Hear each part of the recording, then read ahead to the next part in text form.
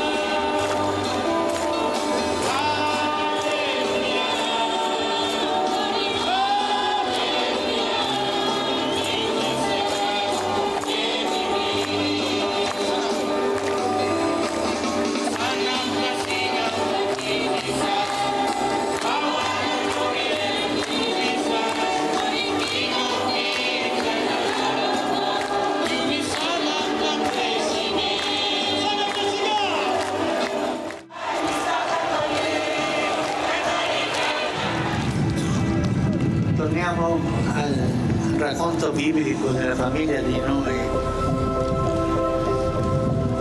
Ognuno parlava proprio la diversa lingua, anche tanti dialetti, e si parla tante consonanti.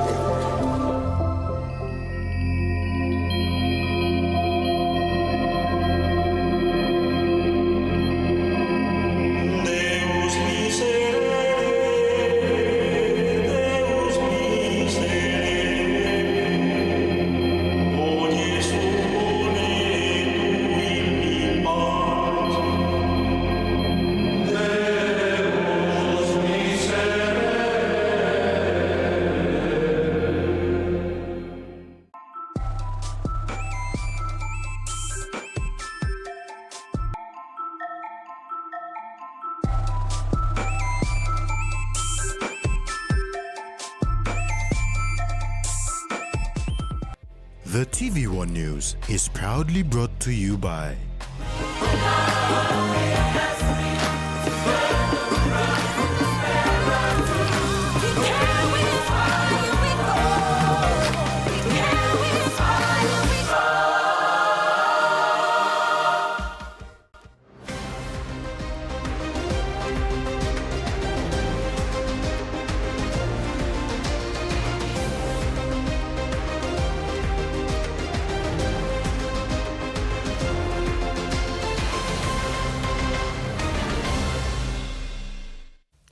Hello and welcome. This is TV1 News. I'm Maricela Calaton.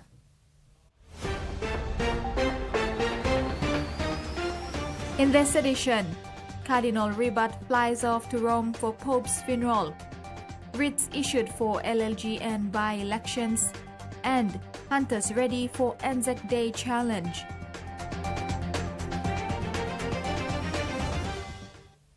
Papua New Guinea will for the first time join the conclave to participate in the election of a new pope among 120 other cardinals from around the world.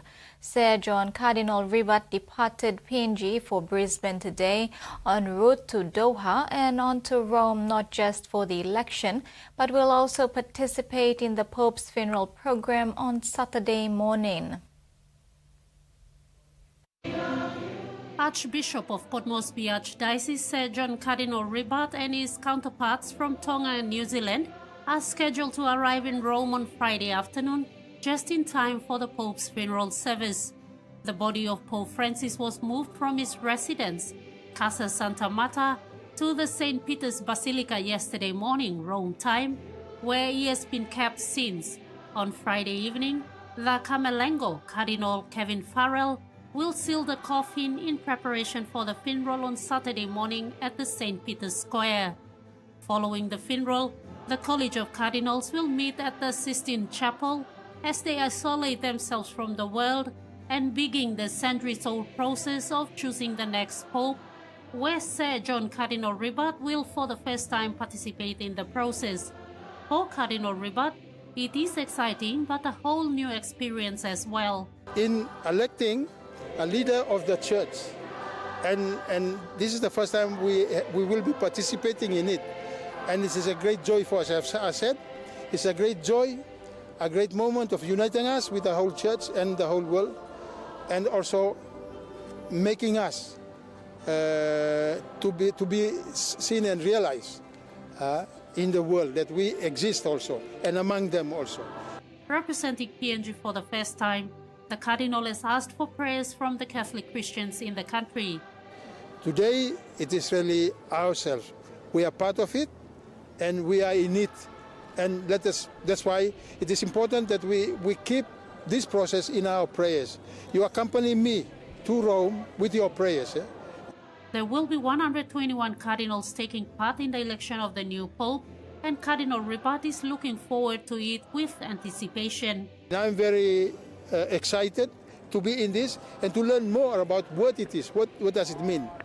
In stressing the importance of prayers, he highlighted the role of the new Pope in leading the Universal Church and the importance of prayers from everyone to help the cardinals go through this process. Pope Francis was the 266th Pope, and the new one will be the 267th in the history of the Church. Ruth Rungala, TV1 News. A memorial mass for Pope Francis was held yesterday at St. Mary's Cathedral in downtown Port Moresby to pray for the repose of his soul. Presided by the Archbishop of Port Moresby Archdiocese Sir John Cardinal Ribat, the cathedral was a site of prayer, singing and reflection in memory of the 88-year-old pontiff. In his homily, the Cardinal reflected on Pope's life and service to the Church and his visit to the country in September last year.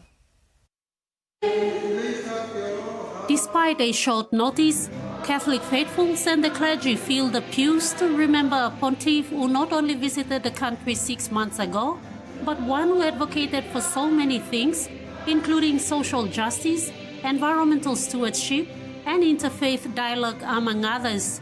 The singing was a replica of the September 8 Papal Mass at the Sir John Guy Stadium, with part of the same choir team leading the choir.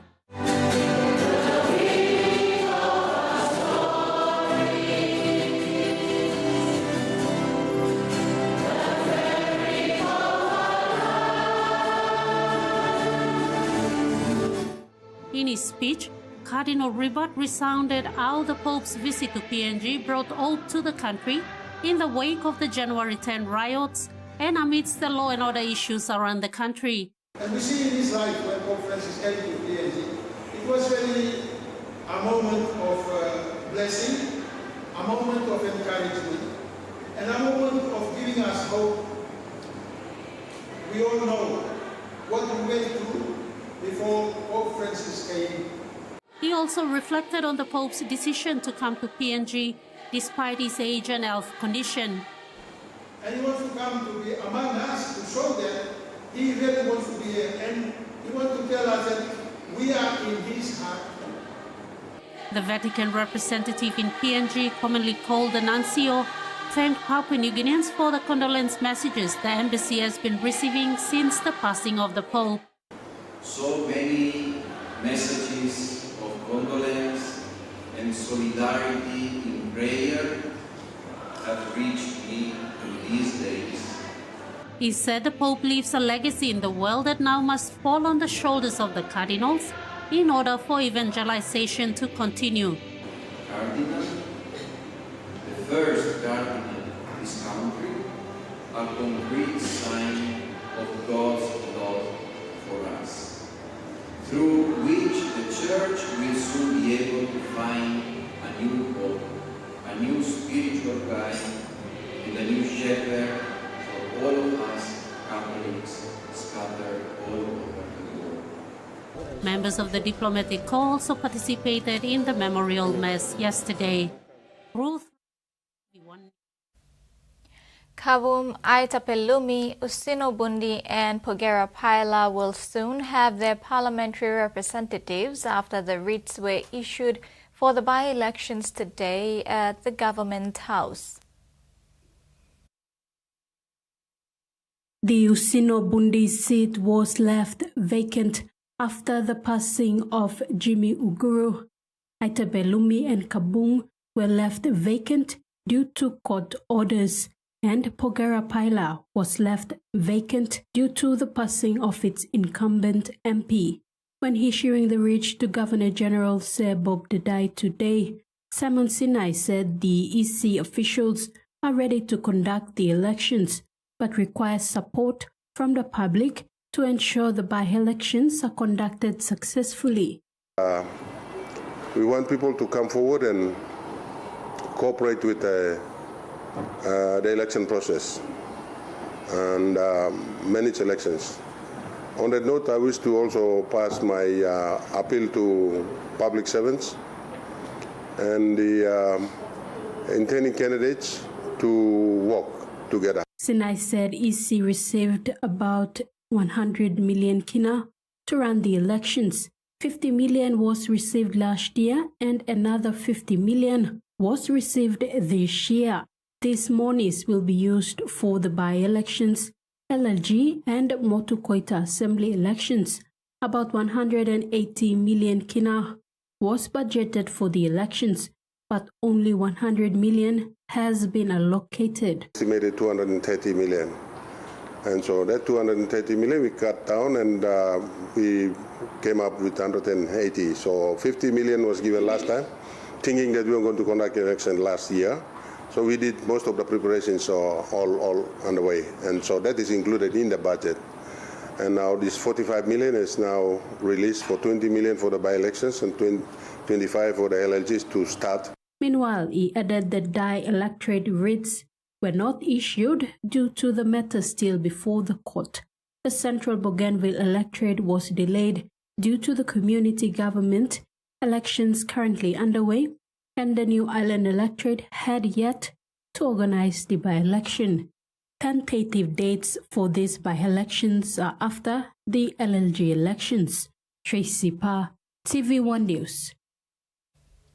The writs for the local level government elections include the Motu-Koita elections were also issued today, signifying the start of this long overdue constitutional process. The signing and issuing of the LLG writ was done by the Minister for Provincial and Local Level Government, Soro Yoe, and the Electoral Commissioner, Simon Sinai. The LLG elections will run concurrently with the 4 by-elections where the writs were also issued today. Nominations for the LLG election opened at 4 p.m. today and will end at 4 p.m. tomorrow. Minister Yoe emphasized the 7 Highlands provinces, including Morobe province, will also have the election of LLG presidents done by the ward councillors, while the rest of the 12 provinces will have people directly electing their presidents. I will be now issuing writs for 374 LLGs and 6,916 wards, and also for Motu-Koita Assembly seats. Nomination will open as of 4 p.m. this afternoon. As earlier announced and confirmation have been made, the 7 Highlands provinces, including Morobe, will have election for heads of LLGs done through the LLG Assembly after election of ward councillors for each ward is completed and during the election.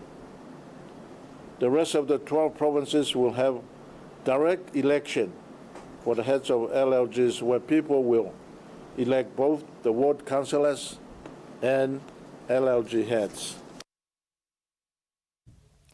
The Kutubu local level government successfully hosted the first meeting for the Nipa Kutubu District Development Authority in Pimaga on Wednesday. This meeting marks a pivotal moment for the community as it attracted people from remote parts of the electorate, including other parts of Southern Highlands Province.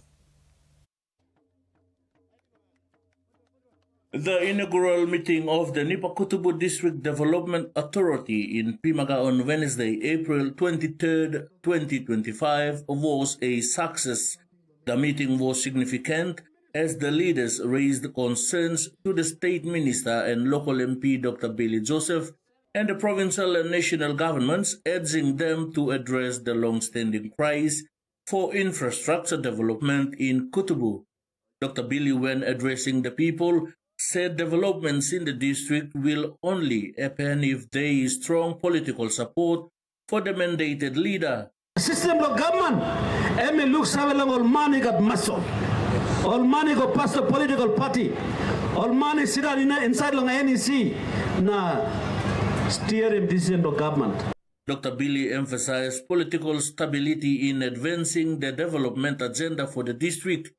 He stated that a stable political environment is essential for attracting investment, fostering economic growth, and implementing effective governance strategies. Political stability is very, very important. Long making sure that some 3 months you me, must come up. Host LLG President John Pipikila thanked Dr. Billy for allowing the DDA meeting in Pimaga as it depicts the presence of the national government in the LLG. Milagi you talking Nibla Stradia, please, this la road Nibla tied up in this year. Nibla la roll the quota to ya. Nibla la go on the quota, so brother Blomi, minister, this la point people blow Kutubu. On people blow Kutubu, and me talking you or say Milagi you talk Sabelo now, long eye blow, only the people stop them, talk Sabelo this blood. Misa, you keep man, so you must talk to Nibla now. Another elite from Kutubu, Alan Ricks, emphasized the importance of economic stability and called for collaboration from all leaders to work together. In attendance at the meeting were Kutubu Chief Dabura Kamuna and other elite leaders, the Kutubu LLG management, and 18 ward councillors who delivered powerful speeches that resonated with the voice of Kutubu. Freddie Mo, TVWAN News. Meantime, Kutubu Chief Dabura Kamuna issued a strong call to all leaders of Kutubu to be united and work together for the good of the people. Kamuna said for so long the people of Kutubu have been spectators on their own land, despite having vast mineral resources on their land. Time blow me blow go down finish. Now time blow you blow young blow. Time blow you blow young blow. Now carry him this law, walking stick. Lead him all people the right way. Now lo true blow person. This is TV1 News. We'll bring you the day's other stories after the break. Stay with us.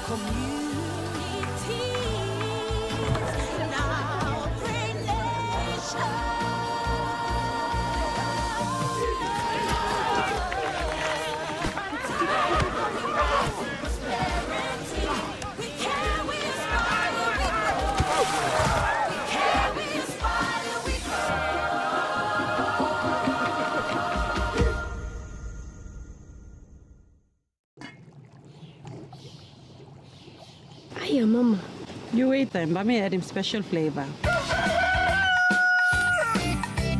Put in more flavor, put in more taste. Magical Karu, get up a big smile on face. Time for Kim chicken, a great kumutu. Sip, sip, the moo, yes, magic on you. Maggi, the taste PNG loves. Open lens.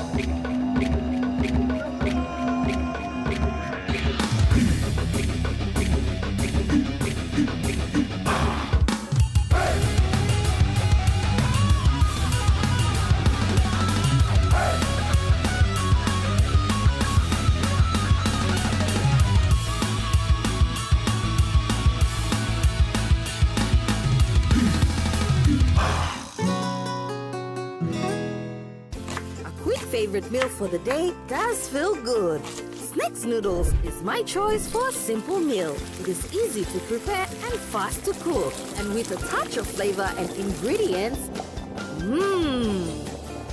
quality noodles that can be cooked and enjoyed in many different ways. You see, my whole family loves it. It's made here in PNG and comes in different pack sizes. Snacks noodles, tastier by you like it more.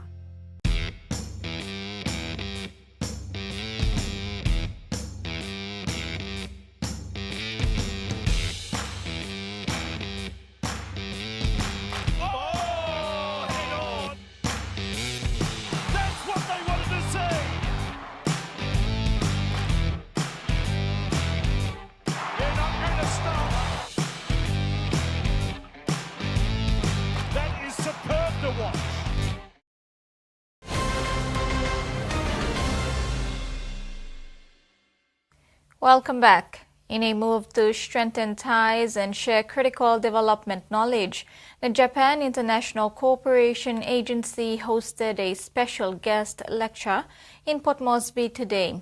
The event focused on Japan's post-war governance reforms and their relevance for Papua New Guinea's development journey. Papua New Guinea continues to benefit from its development partnership with Japan through the JICA Chair program. This week, a prominent Japanese academic is in the country to share lessons from Japan's rapid modernization and industrialization, offering guidance for PNG's own development journey. Held at the Lamana Hotel today, the event featured Vice President of the International University of Japan, Professor Hiroshi Kato, as the keynote speaker. His lecture formed part of the JICA Chair program, which aims to expand Japanese development studies in partner countries like PNG. The JICA Chair is an academic cooperation program aimed at nurturing future leaders in partner countries by sharing Japan's unique development path. Japan, having modernized from a non-Western background, is considered a valuable case study for developing nations. The program is part of JICA's wider development studies initiative launched in 2018 to promote Japanese academic and governance insights abroad. The event was attended by JICA-PNG Chief Representative Hideaki Matsuoka, who welcomed attendees, followed by congratulatory remarks from Japanese Ambassador Hisanobu Mochizuki. JICA Chair is a very unique program to share experiences and expertise Japan has gained in the course of our development. And I believe also Papua New Guinea is a young country, so you can do it. You can achieve the wonderful progress. And it's our sincere appreciation to all the people in Papua New Guinea who have been making really best effort to develop your country. But Japan, we wish to contribute to your efforts. Professor Kato delivered a thought-provoking presentation on Japan's post-war governance reforms, highlighting how strategic policies, institutional rebuilding, and a commitment to peace and the rule of law helped transform Japan into a global economic power. I'm going to give a talk at the University of PNG about Japan's development experience and Japanese development vis-a-vis PNG. My intention is that I want to convince the young leaders of PNG, starting at UPNG, that Japan is a very important partner country for PNG to collaborate with as the country struggles to deal with various challenges, including poverty, inequality, and many other issues. Professor Kato's visit from April 23rd to 26th also includes a guest lecture at the University of Papua New Guinea, continuing his work under the JICA Chair program, first introduced to PNG in 2022. UPNG is the first recipient of the program in the Pacific region. JICA's efforts in PNG go beyond education, promoting inclusive development and gender equality as part of Japan's official development assistance strategy in the country. The visit not only enhances academic exchange, but also underscores Japan's commitment in building strong development partnerships in the Pacific. Carol Kidu Jr., TV1 News.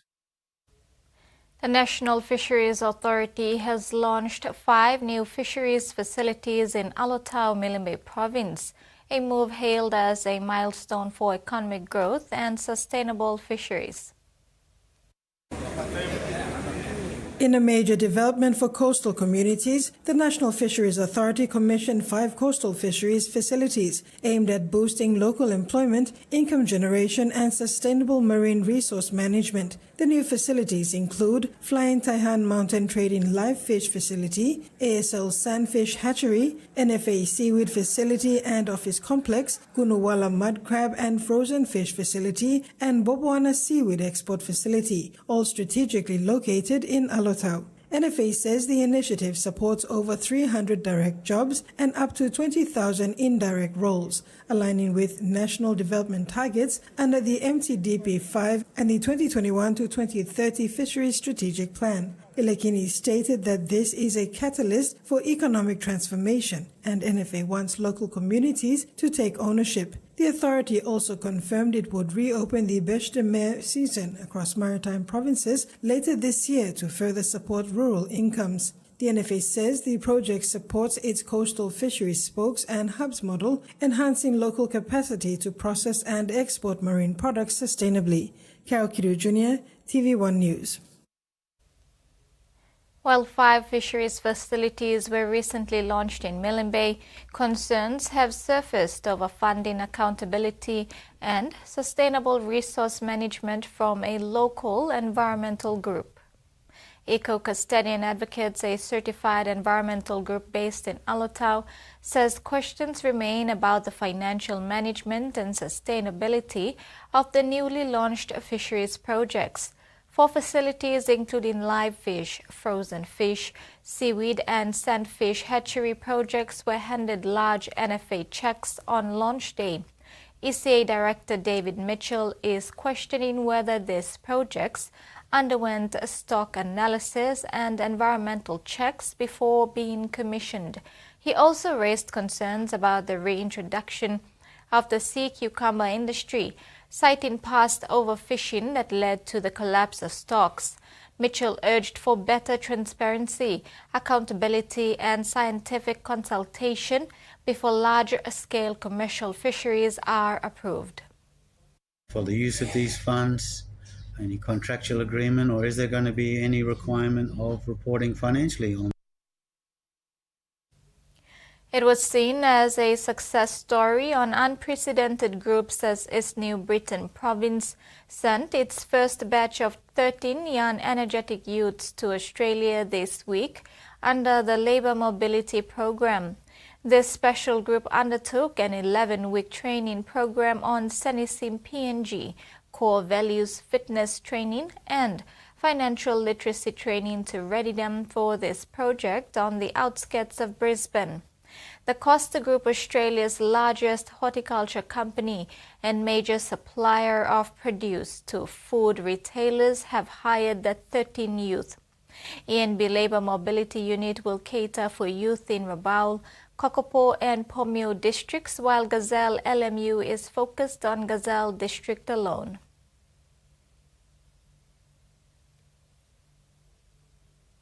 About 33 police prosecutors received certificates and diplomas in police prosecution yesterday for successfully completing a 5-week prosecution qualifying program.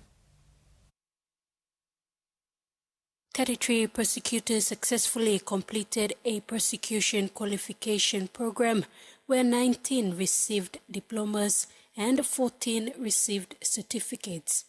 The program ensures that prosecutors are well equipped with the skills and knowledge to perform their duties effectively.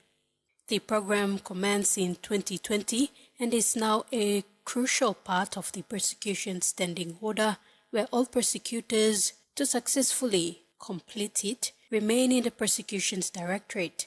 The program is divided into distance education stage and prosecuting stage. PNG to Australia Policing Partnership has supported the program through funding, administration, mentoring of training staff, and delivery of courses. This year, it provided 1 million kina in support to the program.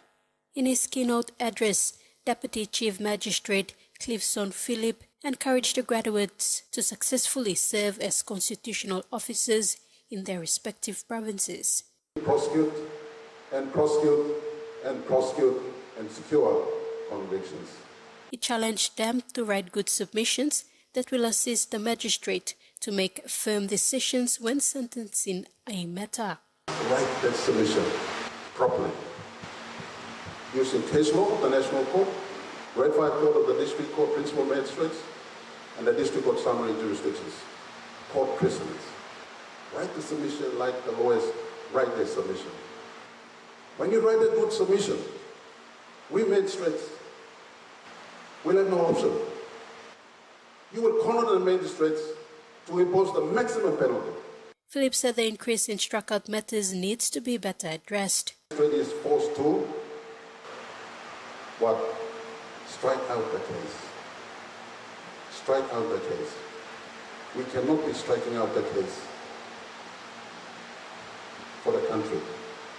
It's the last outcome we require in the prosecution. Present to witness the ceremony were Assistant Commissioner of Police Training, Perudrano, and City and Central Assistant Commissioner of Police Benjamin Turi, Acting Assistant Commissioner of Police HR, Kaiwari Tinga, and the representative of the PNG to Australia Policing Partnership.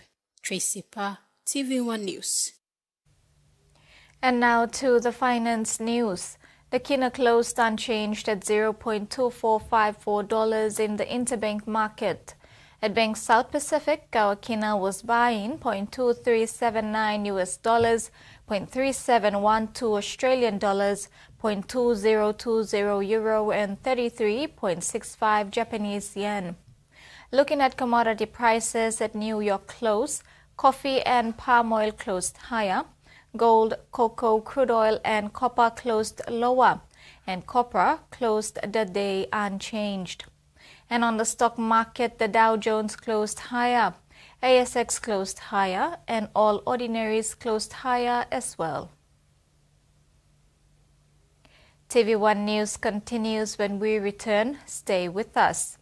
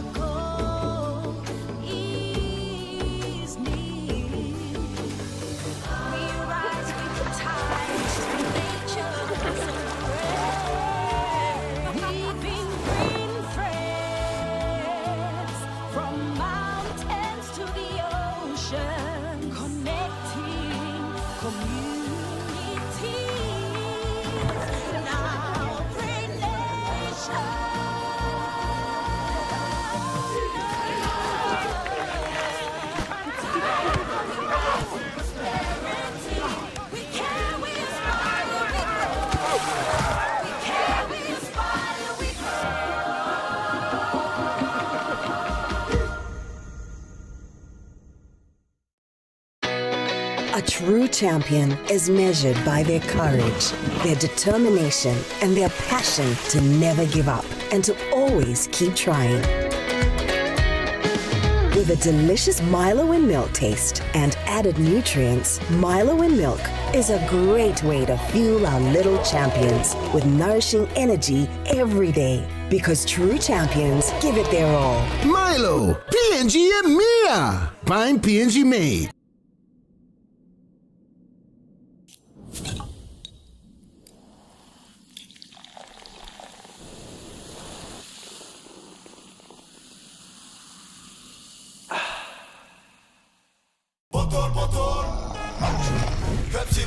Tell him shorty come get it in. Come grind on me, but me did it.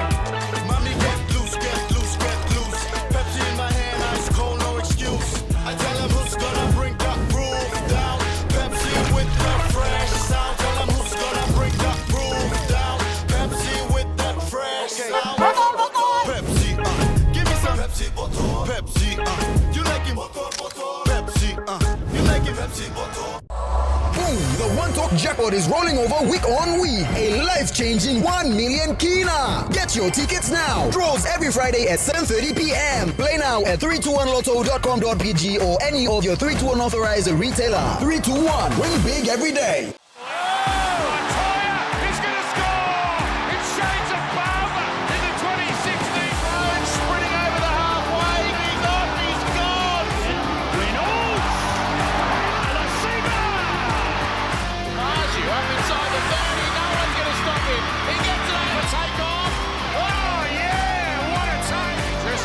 Short pass back, it goes to Gray.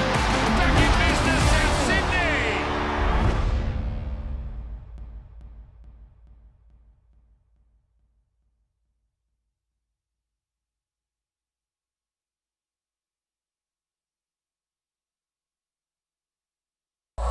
Boom! The One Talk jackpot is rolling over week on week. A life-changing 1 million kina. Get your tickets now. Draws every Friday at 7:30 p.m. Play now at 321lotto.com.pg or any of your 321 authorized retailer. 321. Win big every day.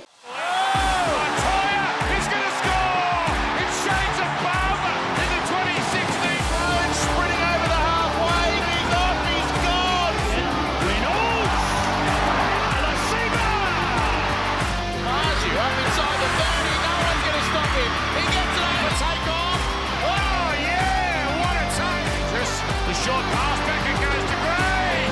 Back in business, South Sydney.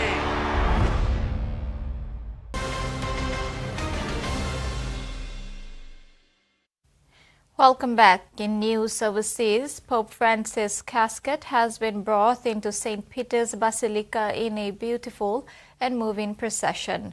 Tens of thousands of people from all over the world have flocked to the Vatican City to see the Pope lying in state before his funeral on Saturday. Joins us now from Vatican City. Mazoe, how long will worshippers have to see the Pope lying in state? They'll have until midnight tonight and tomorrow night, and then until 7 p.m. on Friday night ahead of the Pope's funeral on Saturday to view his body, yes, lying in state. And we are expecting tens of thousands of people to do that. Some were queuing before dawn this morning, and there are many joining the queue now to go through security, have their bags checked, go through the metal detector and into St. Peter's Square. I was actually in the square a little earlier for that procession of the Pope's casket being brought into St. Peter's Basilica, and it was quite moving, Brianna. The bells, the silence among the crowd, the hymns that were being sung, the chanting as that casket was carried up the steps of St. Peter's Basilica and where it will now stay for the next few days lying in state. And Mazoe, the Vatican has released new details about some of the late pontiff's final moments. Yes, his last 24 hours, in fact.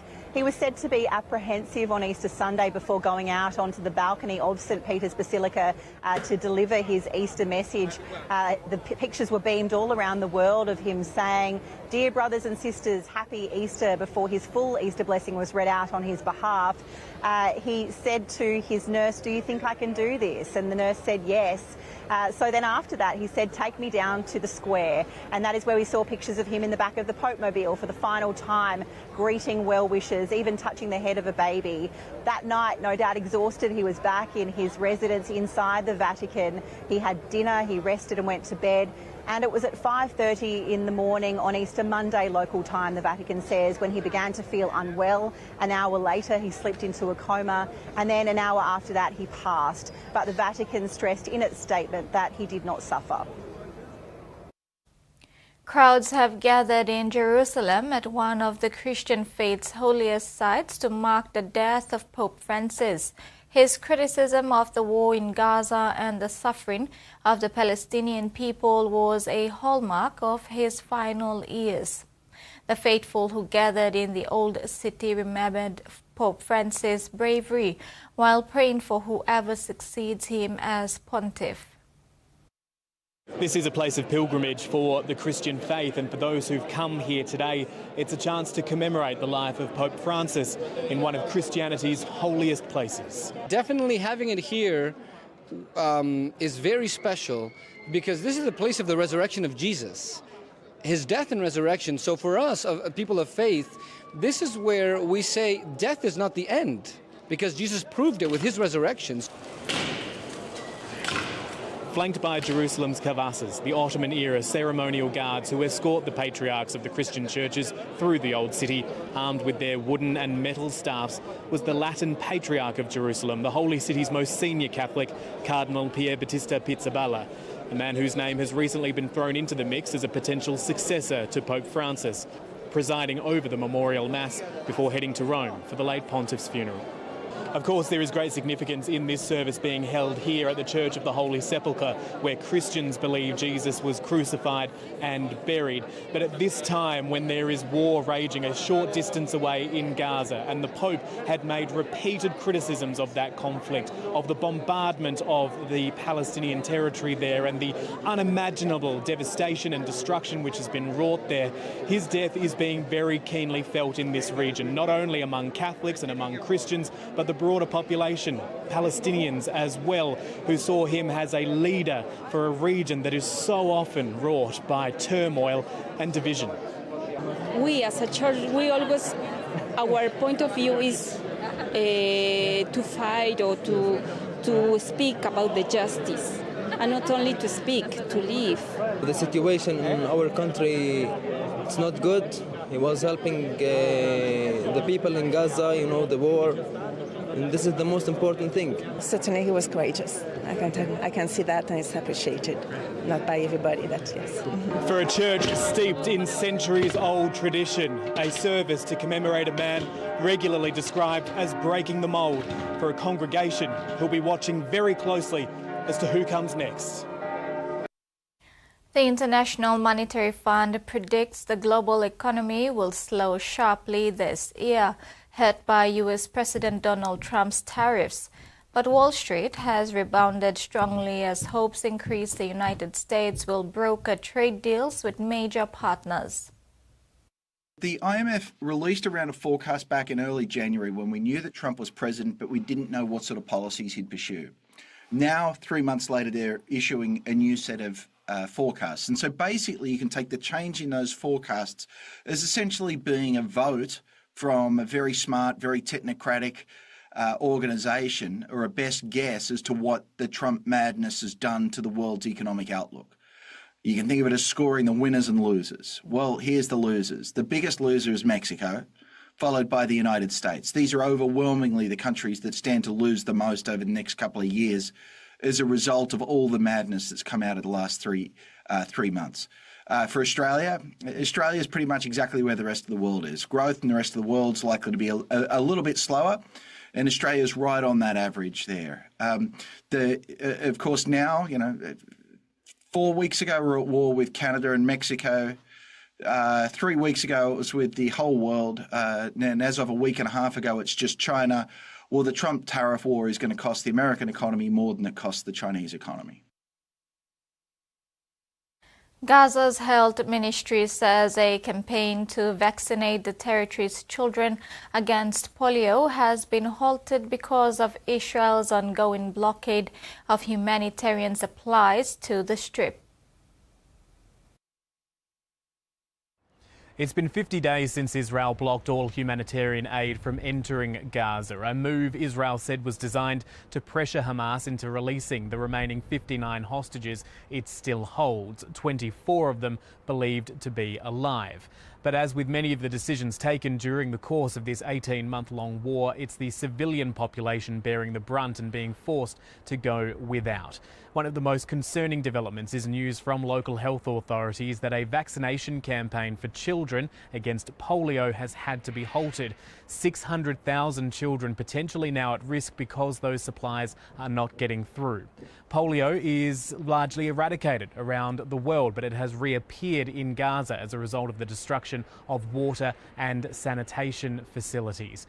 Now, in the past, when there have been vaccination campaigns, temporary truces have been organised to allow parents to get their kids to clinics for their shots. But that happened in far different times to what Gaza is finding itself in right now, not least because they were periods when humanitarian aid was still entering the Strip. The UN's Palestinian aid agency, UNRWA, is ringing the alarm bells about the humanitarian blockade once more. Its chief, Philippe Lazzarini, taking to social media to label the situation collective punishment of the Palestinian population, a phrase which has very particular meaning when talking about allegations of war crimes. He's added that it's time for the international community to follow up its words, demanding Israel lift the blockade with action, and that humanitarian aid is being used as a bargaining chip and a weapon of war. For his part, Israel's Defence Minister Israel Katz says the blockade doesn't breach international law.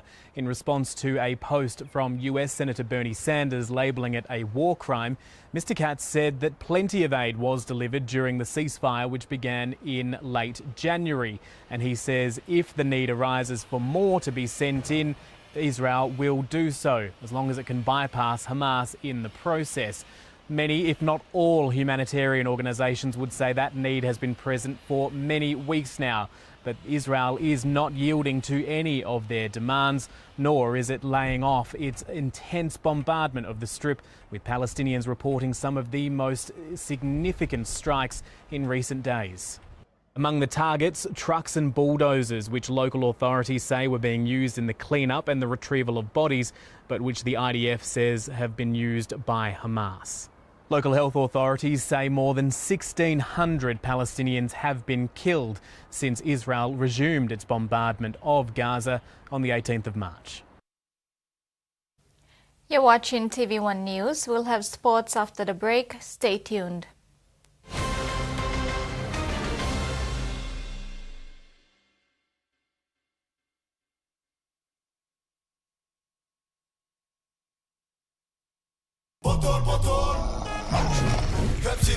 Tell him shorty come get it, come grind on me, but me it. Mommy get loose, get loose, get loose. Pepsi in my hand, ice cold, no excuse. I tell him who's gonna bring that roof down. Pepsi with the fresh sound. Tell him who's gonna bring that roof down. Pepsi with that fresh sound. Pepsi, give me some Pepsi bottle. Pepsi, you like it? Pepsi, you like it? Pepsi bottle. Curly, straight, soft, wavy, afro, short, long, healthy. Palmolive Naturals for naturally beautiful hair. It's formula infused with extracts like coconut oil, aloe vera and avocado to enhance your hair's natural beauty, giving you naturally beautiful hair that always looks gorgeous and smells great throughout the day. Palmolive Naturals. Have a great hair day! Hurry PNG and enter today to be considered for the 2025 Power Play PNG Awards. Brought to you by ExxonMobil and the PNG LNG project, these awards recognize exceptional Papua New Guineans making significant contributions in the LNG and decarbonization industries. Could you be Papua New Guinea's next great power player? There's only one way to know. Enter now to find out. Meet the bank for everyone, everywhere. As People's Microbank, we were proud to be a bank for the people. Now as National Banking Corporation, we are bringing modern banking to all in Papua New Guinea. With more branches and our friendly staff ready to assist you in more places, we are making money matters simple and fair. So wherever you are, however you say it, say hello better banking. Learn more at nbcpng.com.pg. Hey, Boro, I can't wait for my date tonight with Sivona. Do you have everything you need? Nice clothes, good hair. What about this? Condoms are tested to be safe. Use condoms correctly every time with every partner. It's the best way to have fun and protect what you love. Protect what you love. It was during the Bougainville crisis that the Papua New Guinea Defence Force soldiers began to hear stories of a sword. Now, not just a sword, but a sword of Admiral Isoroku Yamamoto. Japanese Naval Commander Admiral Isoroku Yamamoto mastermind of a dastardly sneak attack on Pearl Harbor. Yamamoto's sword, we were also going for that sword. Tales of it being hidden in the mountains or in the hands of the BRA intrigued the PNGDF.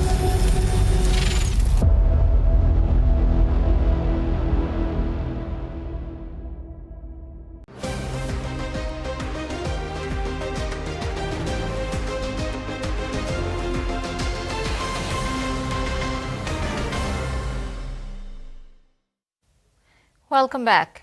After a few days of soul-searching following last week's heartbreaking loss to the Mackay Cutters 26-20, the PNG Hunters are ready to welcome fourth-place Burleigh Bears to the Santos National Football Stadium this weekend for the annual Anzac Day Challenge, the Kokoda Cup. The Hunters won't be taking this challenge lightly as they look to end their 7-year losing streak with a dominant performance on Saturday.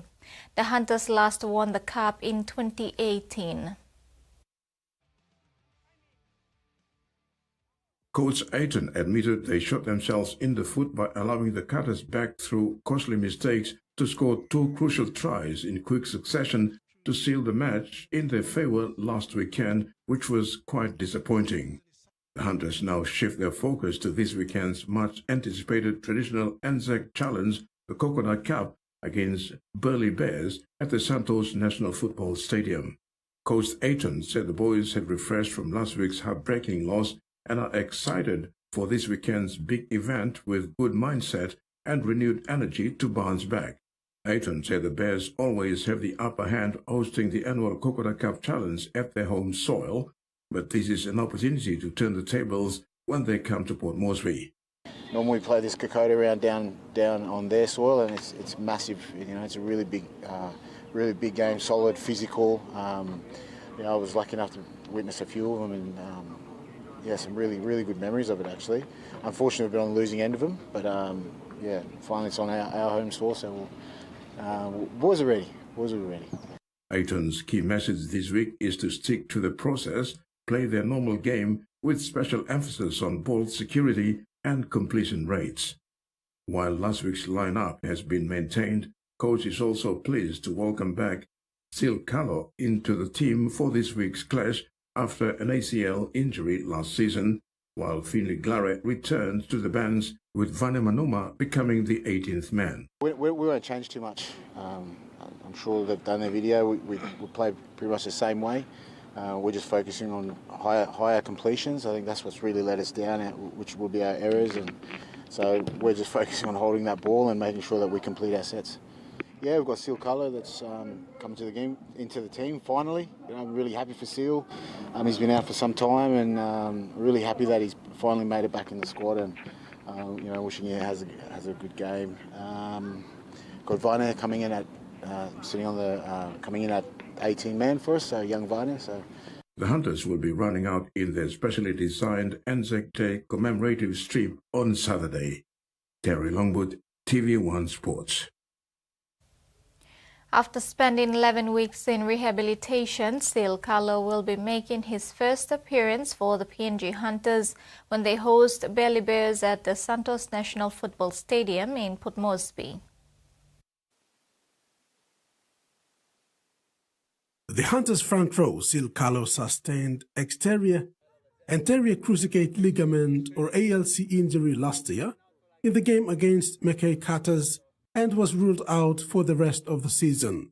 Carlo described his experience in the rehab as hectic, but appreciated the Hunters management, the physio team, and his friends and family for continued support, enabling him to recover well, and he's now ready to run out in the Hunters' colours again. We got a long play. I mean, anyway. I think some like career me become end second time so but I think our family and our friends, all boys inside the club, coaching staff, so give me good support now. This boosting me low, rehab me come almost 11 months, so yeah, I must look come back again, make it team. Carlo will be part of the Hunters team over the weekend in the historic contest against Belly Bears at the Santos National Football Stadium. The Hunters prop is committed to help the team get a win on home soil in his first appearance for the Hunters this year. With Hunters having lost their last two games, Carlo is determined to give his best and help secure a win this weekend. I think the last two lost one play. I think I'm not boys said so, but we play fix him on something we like him on the field. I think we come back. One something we got them, but I didn't go inside the team at least. We play from the win plus like okay. Carlo is known for his robust tackling and ability to break the defensive line, and PNG Hunters coach Paul Aiton is a fan of Carlo's style of football. Aiton said Carlo's inclusion in the team will boost the team and help get them over the line during the game. Yeah, so we've got Finley Blair and Seal Carlo's returned from a long injury, so excited to have them both back. Carlo will come off the bench on number 17 jumper together with Koso Bandi, Finley Glare and Manisa Kai, who are also bench players. The PNG Hunters Pro played for the PRK Mandy Muruks for the last 2 weekends in the Digital ExxonMobil Cup competition before being picked into Hunters team. Rex Lita, TVWAN Sports.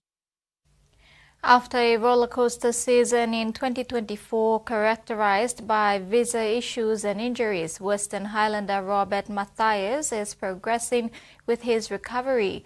Although they started the 2025 season later than his teammates, Matthias remains committed to gaining more game time with hopes of securing a permanent spot in the team. Similar to past seasons, Matthias recognizes that each new season brings challenges. However, he remains positive for the upcoming season. Having returned from injury, he is adjusting well to the team culture and the new obstacles that come with it. I try my best to adapt every game. Yeah, I may not play long. I post them, but yeah, try to adapt and move forward. It's match coming up. Yes, like a big struggle. So, fitness come back and stamina and all this. Yeah, try my best to me. Like after surgery, and just go back in the zero.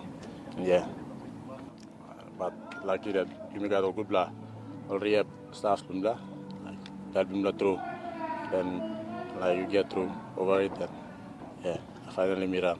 Matthias is eager to showcase his versatility as a utility back rower center, demonstrating a keen ability to adapt to any position the team requires. He stated that he has also acquired new skills during the preseason that will enhance his performance on the field. Yeah, second row center, yeah, like similarly, but just little different. So, but I started career on the second row, like low village, home club, then so to play him, like pani struggle a little, but yeah, I'm alright. Just flow one time, so yeah. But me trying to evolve planting new skills because planting like requiring planting like walk was the second row. Yeah, but we will adapt and try best to fit in. With the Anzac Day Challenge on the horizon, where the hunters face the burly bears in the Coconut Cup, Matthias understands the significant history behind this event. He emphasized how crucial it is to hear the stories of forefathers who fought alongside the Australians and assisted the Allies during World War II along the Coconut Track. Like how hard all been fight though, country don't blah. Yeah. Like means a lot blah. The Western Highlander is confident and happy with the team's preparation this week and ready to lace up for a big game against a formidable Bears outfit. Terry Longwood, TVWAN Sports. In Supers League, Lee Leopards held off a strong fight back to beat Warrington Wolves and claim third place, 18-14. Brilliant playmaker Lachlan Lamb masterminded a dominant first hour from the Leopards as tries from Edwin Ipape, Ethan O'Neill and Frankie Helton looked to Hayes put up the home side out of sight. Takes a deflection, little kick. The Wolves rallied as Toby King and Mary Ashton went over 4 tries to cut the lead to just 4 points. But Adrian Lamb's team, whose defense has been key to their good form this season, held out.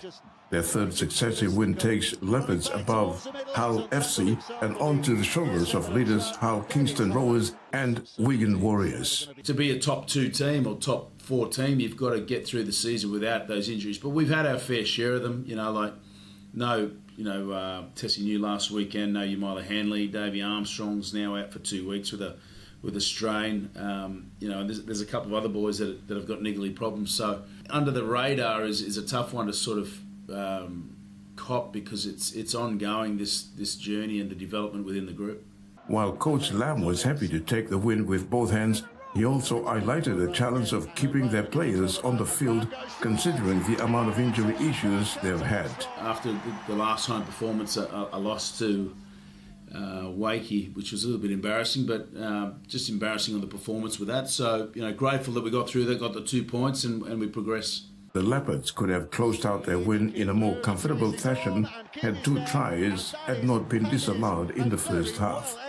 The match was a dress rehearsal for the Challenge Cup semi-final on May 11, but the Wolves also knew that a victory would move them above their local rivals following a run of 4 wins from their previous 5 games. In contrast, the unpredictable Lamb was at the heart of everything for the home side at Lee Sports Village. He created chance after chance in the first half, but Helton spilled the ball after being set up by the PNG international, who also teed up David Armstrong to touchdown and then dribbled the ball over for what looked like another score, only for both to be disallowed for infringement by teammates following video reviews. Lamb summoned one last piece of magic to change that as he stepped through a gap and then flicked a pass out for Ipape to go over the line and give Lee the halftime lead. Lamb then came up with a neat delayed pass to send O'Neill racing over the line, and as the Warrington defense kept a careful eye on their tomato, it left room for his halfback partner, Gareth O'Brien, to send Alton over to make it 18-2, with O'Brien converting all 3 tries. Warrington dug deep, and when Snade unexpectedly kicked the ball through on the 5th tackle, Toby King dashed in to register their first try. Then Matt Duffy made a sharp break and sent Matty Aston over.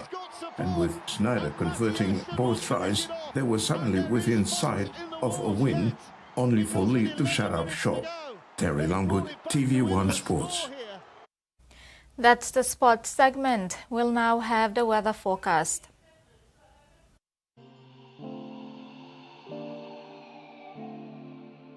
Southern region, Port Moresby becoming cloudy with showers and thunderstorms. Alotau, some showers and possible thunderstorms. Momase, Ley, occasional showers and possible thunderstorms. Wewak and Vanimo, cloudy periods with occasional rain showers. New Guinea Islands, Lorengau and Kavieng, possible brief showers. Kimbe, cloudy periods with few showers and possible thunderstorms. Highlands, Mount Hagen, Mendi, Tari and Wabeg becoming cloudy with some showers and thunderstorms. Ocean forecast. Coral Sea, seas smooth to slight with southeast to northwest winds of 5 to 15 knots, tending clockwise over the western sector.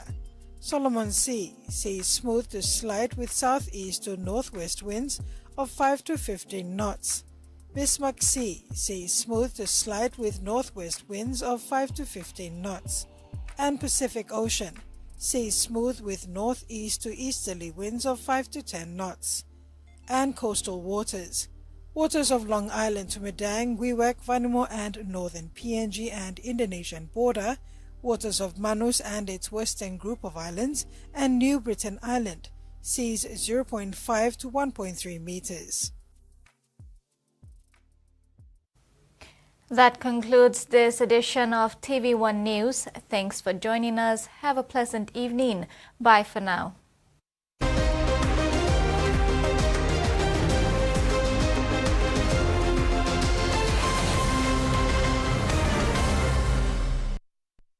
The TV1 News was proudly brought to you by